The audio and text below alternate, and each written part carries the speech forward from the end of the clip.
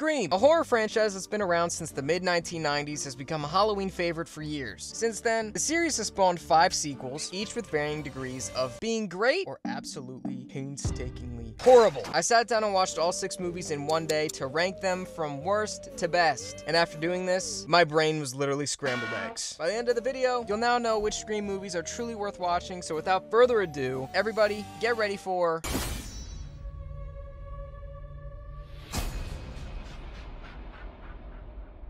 How fitting that number 6 happens to be Scream 6? Very fitting, because this movie sucks. Maybe it was because I was exhausted from having watched every single one of these movies in one day, but I just couldn't enjoy this movie, man. I think they went all out with the cheesiness and just blatant meta humor commentary, and it was just too much. I think the first movie's meta style worked so well because 1, it was the first time they did it, and 2, it was much more low-key and not as in your face, and was enjoyable. To me, hearing each character be like, "This is the requel sequel where the killer comes," just annoyed me, and I couldn't get behind it. Speaking of the main characters, I do not find them enjoyable, like, at all. I feel like besides Sam and Tara, everyone around them are just NPCs dropped into a Scream movie. There's not much to them. Especially Chad. Dude is an extreme stereotype. Either the filmmakers wanted it this way, or they fully contradicted what made the first one so charming, exposing stereotypes in film. I didn't like the ending whatsoever. The fact that each of these movies ends the same is annoying as hell. There's really nothing different at all, or interesting. I do appreciate that there was 3 Ghostface killers this time around. I thought that was cool, until it's just revealed that it's this random family that was related to the 5th movie's killer. Like, are you serious, man? And then the family being taken out by Jenna Ortega is just impossible. She's legit smaller than my cat, and she beat a 3v1? Like, how? And speaking of impossible, Chad was stabbed 35 times. That's impossible. And don't give me the, "Oh, dude, people get stabbed multiple times and survive all the time." Oh, really? Let's test that theory out then, Why don't you give it a try and get back to me and then tell me that, you know, you can get stabbed multiple times.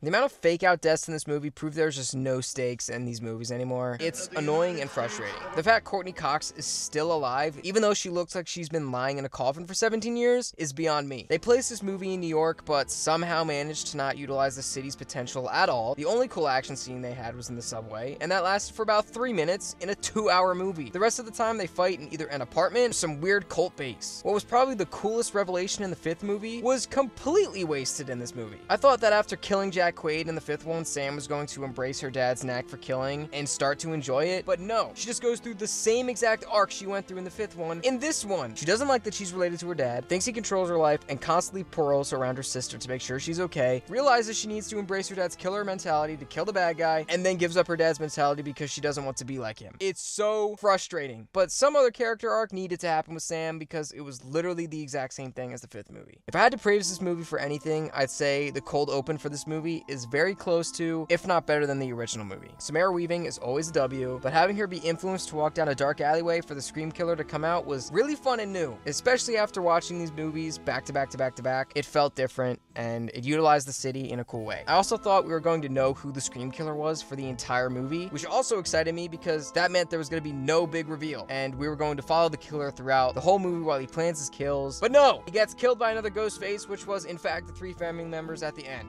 This movie sucks. I don't know how people rag on the 3rd or 4th Scream movies, but give these latest 2 movies good reviews, especially the 6th one. This movie annoyed the hell out of me. The only way the 7th can top this is if Sam becomes the killer. That would be interesting.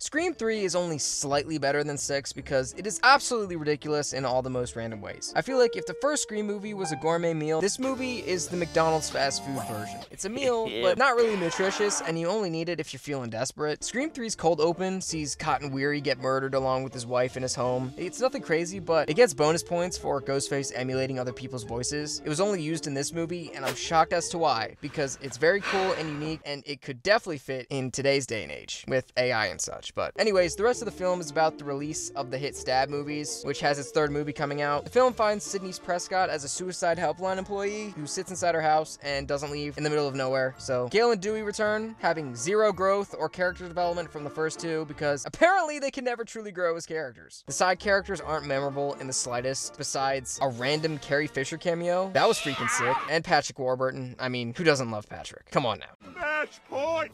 You can just start packing up, honey, because I believe you're about to eat it! But other than that, the main characters are rooted in an insane story plot this time around, involving a Ghostface killer who is killing based off of the latest Stab movie script. Yes, it's insane as it sounds. The kills are pretty cool in this though. Ghostface blows up a house, so bonus points for some practical explosions. The big reveal at the end of this movie made me shake my head in real time. Sidney's tormentor this time around is a bastardized half-brother who wants to ruin Sidney's life for living the life he thinks he deserved. I didn't feel anything for this. It's just so stupid. I do have to give credit for this Ghostface to be the only killer to not have a partner. Bro did all of this by himself. A true hustler, some would say. Although this movie is truly bad, if you watch this heavily sedated or on some form of alcohol, it would be a great time. So if this was a Jeremy Johns rating, maybe it'll be a better time if you're drunk.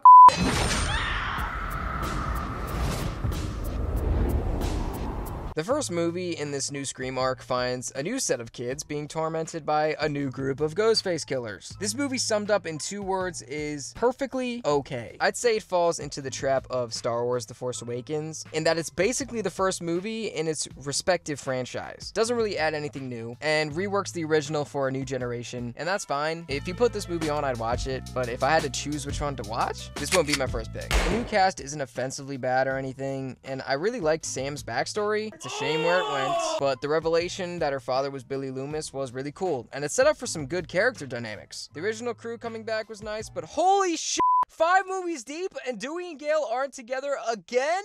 Especially after they were finally married together in 4? Like, why the hell does this franchise keep doing this? There was definitely a better way they could bring Dewey back without it being because he's a loser who lives in a trailer who needs something to do. I don't know, it just felt disrespectful seeing him like that. And then to have it be his fault for leaving? Calling himself a coward right before he dies? I will say it takes guts to kill him off, considering in 6 nobody seems to die, but the way he goes out is so dirty.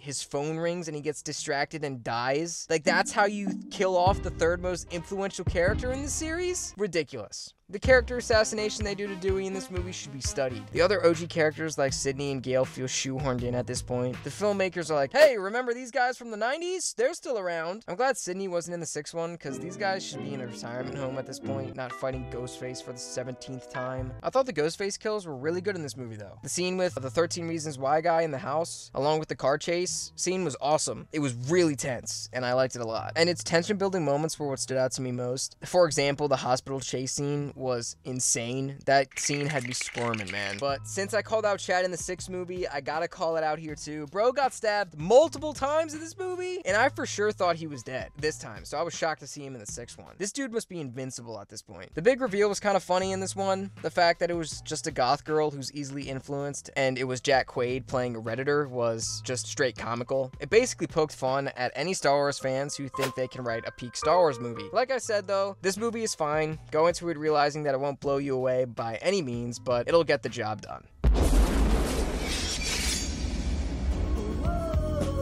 This movie is the first one done in a different setting, and that's it. It's all the same characters from the original movies who survived, brought back. Gale is still a bitch in this one, who devalued everyone she wrote about in the first movie's events. Dewey is injured after the ending of the first movie, so he walks with a limp, and that's pretty much it with his character. Sidney's now in college, trying to become a lawyer. Honestly, the best way I can describe this movie is perfectly fine. Kind of like Scream 5. Like, this movie is just the first Scream, but done over again. So it's like, if I just wanted to watch Scream, I'd watch the first one and not this one. I'd say the reveal is kind of hilarious in this movie though. Finding out it's Billy Loomis's mother from the first movie and some random serial killer she hired off the black market is straight comedy. I can't imagine how that order went. The kills were pretty cool. I honestly think Dewey should have died here because it would have closed the Gale-Dewey relationship way better than 5 did. Other than that, it's a pretty bland film and I'd much prefer watching the top 2 movies over this.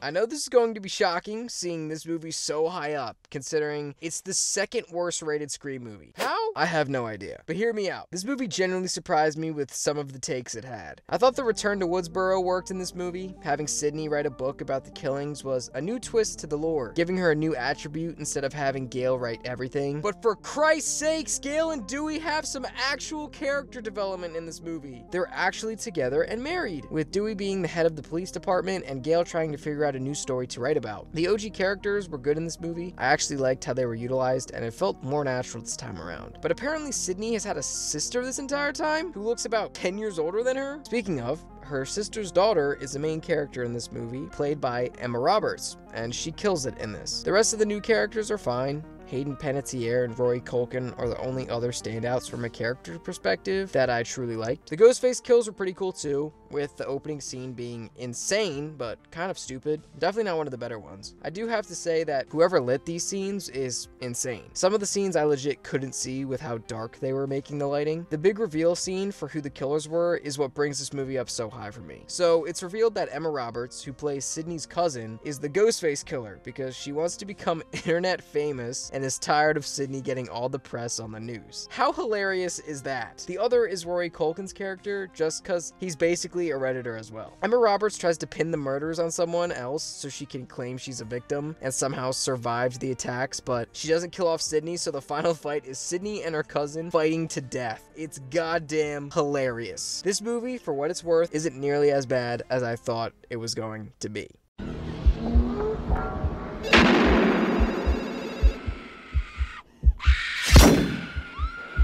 Okay, so is this really shocking? What else will be number one? This movie started it all, and it truly lives up to the hype set by it. The original cast is straight up phenomenal. Neve Campbell is literally my wife. Skeet Ulrich is great as Billy Loomis. And let's get a round of applause for Matthew Lillard for his role as Stu. Man, he killed this role, and I'm shocked he never went on to play in more murderous roles. He's really great. And speaking of, Stu and Billy as killers? Really shocking and awesome to see first time watching. I thought they were a good duo, and this clip of Stu killed me, man.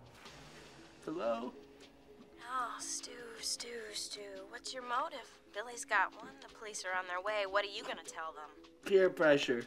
I'm far too sensitive. Dewey and Gale's relationship was great in this too. It was the first time they had a character arc, and that was nice to see. Unfortunate where they ended up, but nonetheless, this movie is great. The meta commentary wasn't too in your face, and I liked how it was approached here. Obviously, the cold open is one of the greatest scenes in movie history, and it set the standard for what slasher horror films can be. Honestly, after watching all 6 movies in a row, I can confidently say the first Scream movie is still number 1. What do you all think? Am I being rash? Is Scream 6 actually your favorite one? God, I hope not. Well, leave it in the comments below, and don't forget to hit the like button because YouTube likes when you do that, and it'll share my videos out with more people. I hope you all have a fantastic Halloween, live it up, and go out and party hard or get some candy, whichever demographic I'm speaking to. I'll see y'all in the next one. Stay safe. Peace out.